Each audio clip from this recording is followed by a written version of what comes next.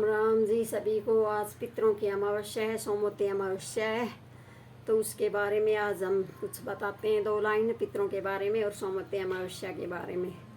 तो सोमवती अमावस्या कभी कभी साल में पड़ती है, तो इस दिन लोग बहुत पुण्य दान करते हैं। पीपल देवता को सींचते हैं, तुलसी को सींचते हैं, पीपल की परिक्रमा लगाते हैं और दान पुण्य जितना हो सकता है पंडित को देते हैं, गऊ का ग्रास निकालते हैं और ऐसे करके सोमवती अमावस्या की विधि विधान से पूजा करते हैं। और इसमें सोमवती अमावस्या की कहानी भी है, तो हम आपसे बताते हैं कि सोमवती अमावस्या की एक कहानी है। वैसे तो अमावस्या और पूर्णिमा बोलते हैं कि दोनों बहनें थी। 15 दिन जो शुक्ल पक्ष के होते हैं वो अमावस्या से और पूर्णमासी तक वो शुक्ल पक्ष अमावस्या के दिन होते हैं, और जो कृष्ण पक्ष के होते हैं पूर्णिमा से और अमावस्या तक जाते हैं 15 दिन, वो होता है कृष्ण पक्ष का। तो हम बताते हैं सोमवती अमावस्या की कहानी। ज़रा आप ध्यान से सुने और ये वीडियो कैसी लगे लाइक करना, शेयर करना, कमेंट्स में ज़रूर लिखना। वैसे तो हम मनाते हैं अमावस्या अपने पितरों के लिए। सबसे पहले हम कोई भी शुभ काम करते हैं तो हम उनमें अपने पितरों को नमन करके और उनका गौ ग्रास निकाल उनकी पूजा करके, पितरों का नाम लेके और उनका स्मरण करके और हाथ जोड़ के उनको नमन करके और फिर अपना शुभ काम शुरू करते हैं। बोल पितृ देवता की जय हो। तो चलो बताते हैं। एक राजा था, साहूकार। एक नगर में एक साहूकार राजा रहता था। उसके 7 बेटे थे और एक बेटी थी। तो वहाँ उसके हर रोज़ एक ब्राह्मण भिक्षा के लिए आता था। तो वह उसकी 7 बहुएँ भी उसको भिक्षा देती थी और वो जो सेठानी थी वो भी उसको, मतलब रानी थी, वो भी उसको भिक्षा देती थी। तो जो बहुएँ सेठानी भिक्षा देती थी तो वो भी बोलती थी कि दान दो और पति के कंधों पे राज करो। ऐसे ही बहुओं को बोलता कि ठीक है, सौभाग्यवती रहो और पति के कंधों पे राज करो। जो पुत्री उसको भिक्षा लेके जाती थी तो उसका बोलता हो दान दे पुत्री और भाइयों के कंधे पे राज करो। ऐसे होते होते काफ़ी दिन बीत गए, लेकिन एक दिन वो उदास हो गई। तो उसने अपनी माता को, पुत्री ने बताया कि ए माँ, ये पंडित तुम्हें को भी बोलता है कि पति के कंधे पे राज कर, भाभीियों को भी बोलता है कि अपने पति के कंधे पे राज कर, और मेरे को ये ऐसे क्यों बोलता है कि भाइयों के कंधों पे राज करो। तो बोली ठीक है, अब की बार पंडित भिक्षा के लिए आएगा तब मैं उसे पूछूंगी। तब सेठानी बोली कि हे पंडित जी, आप ये बताओ कि हम दान देते हैं तो हमें बोलते हैं कि पतियों के कंधों पे राज करो, मेरी पुत्री देती है तो बोलता भाइयों।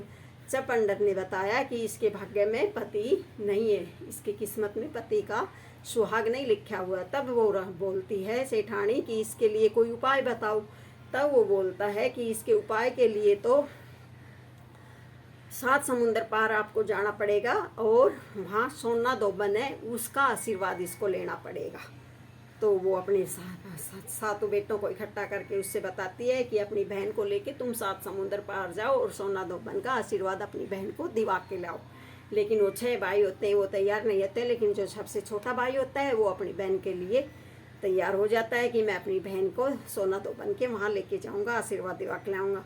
तो वो चल पड़ते हैं, वहाँ जाते हैं, 7 समुंदर पार जाते हैं। तो उससे पहले वो नदी समुद्र लगता है बीच में, तो एक पेड़ के नीचे विश्राम करते हैं। उस पेड़ पे एक दोनों बहन भाई बैठते हैं, लेकिन एक वहाँ एक का खुदर रहता है, उसमें एक हंस हंसनी के बच्चे रहते हैं। लेकिन वहाँ एक नाग देवता आता है, वो उसके बच्चों को खाने के लिए। लेकिन जो राजा की लड़की रहती है उसकी नज़र पड़ जाती है। वो अपने भैयों को बोलती है कि भैया देखो, इस पेड़ के ऊपर किसी पक्षी के बच्चे हैं और वो पक्षी जंगल में अपना गुजारा करने के लिए, भोजन करने के लिए गए हैं। अगर ये सांप इस पेड़ पे चढ़ेगा तो उनके बच्चों को खा जाएगा। लेकिन वो आके पक्षी क्या करेंगे, रोएंगे।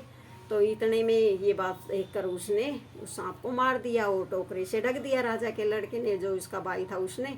तब वो हंस हंसनी आए तो उसको देख के खून सा देखा, तो वो सोचे कि इन्होंने हमारे बच्चों को मार दिया आज तो उनके पंजे काटने लगे। लेकिन उसके बाद उस जो राजा की लड़की थी उसने उस टोकरे को हटाया और उसको दिखाया हंसनी को कि देखो, ये सांप आपके बच्चों को खा रहा था, भाई ने मार के इज्जत है। तब उन्होंने दोनों को बोला कि तुमने हमारे बच्चों को बचाया है, इसलिए जो आशीर्वाद है वो मांगो। उन्होंने अपने हंसनी ने अपने ऊपर राजा के बेटे को और बेटी को बैठा के 7 समुंदर पार सोना दोबन के यहाँ पहुँचाया। वहाँ सोना दोबन के वहाँ गए तो वहीं वो बहन भाई वहाँ रहने लग गए। तो रोज़ वो जो राजा की लड़की थी वो सोना दो बन के यहाँ जाती और सुबह सुबह काम काज करके उसका झाड़ू पोछा सब करके आ जाती थी। देखते ही एक दिन सोना दोबन अपनी बहुओं को बोली कि आजकल तुम्हारा लड़ाई झगड़ा नहीं होता, तुम्हारा काम जल्दी ख़त्म हो जाता है। तब वो बहू बोलती हैं कि सासू माँ, जब काम हमें किया हुआ मिलेगा तो हम लड़ाई झगड़ा को करेंगे। बोली काम कौन करता है? बोले कि आप नहीं करती? बोले नहीं। बोले हम तो सोचा कि सासू माँ हमारे उठने से पहले कर देती है। तो बोला काम कौन करके जाता है? तो उस दिन फिर बोली कि सोना दोबन बोली कि आज मैं देखती हूँ कि कौन आता है। तो आई वो राजा की लड़की। तो उसने बोला, सोना दोबन ने बुलाया अपने पास कि तू हमारा काम क्यों करके जाती है। तब उसने अपनी सारी कहानी बताई कि ऐसे ऐसे पंडित जी आता है, उस पंडित जी ने ऐसे बताया है और मैं आपका घर का काम इसलिए करके जाती हूँ कि मैं आपका आशीर्वाद मिल जाएगा तो मेरा पति मुझे सुहाग मिल जाएगा। तब सोना दोबन ने बोली कि ठीक है, जब आपकी शादी तय हो तब मुझे कार्ड देना, नोता देना, मैं ज़रूर आऊँगी। और ऐसे करके वो सोना दोबन का आशीर्वाद लेके अपने गाँव को चल दी। चलने के बाद उसका लड़का देख लिया, उसकी शादी की तैयारियां करने लगे। तो उस टाइम शादी के टाइम जो दूल्हा था उसको नाग ने डस लिया तो वो मर गया। उस टाइम फिर सोना दोबन आई हुई थी। सोना दोबन ने अपने आशीर्वाद से उसके पति को जीवित कर दिया और उन्हें आशीर्वाद दिया। तो इसलिए ये सोमवती अमावस्या की कहानी पहले आई, ऐसी किसी को मत आइए, पीछे आई। सबको कहानी सुनने वाले उखाड़ा भरने वालों को सब को आए है।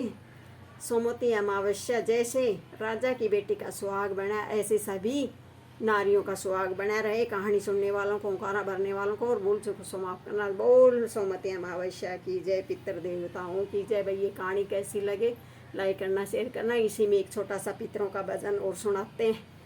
पाँच पतासा पान्याल बिड़ला ले भैया पे जइयो जी जे डाली बाबा भैया बैठे वाडाली ने जइयो ने बीजइयो जुके बीजइयो वाडाली फल लइयो जी। पान पतासा पान्याल बिड़ला ले पितरा पे जइयो जी जे डाली मार पीतर बैठे वाडाली ने जइयो जी ने बीजइयो जुके बीजइयो वाडाली फल लइयो जी। पाँच पतासा पान्या ले बुल बिसरा पे जइयो जी जे डाली मारे बुल बिसरा बैठे वाडाली ने जइयो ने बीजइयो जुके बीरे जइयो वाडाली फल लइयो जी। बोल पितृ देवता की जय, सोमवती अमावस्या की जय। भाई ये कहानी और भजन कैसा लगे लाइक करना, शेयर करना, सब्सक्राइब करना। सभी को राम राम, धन्यवाद।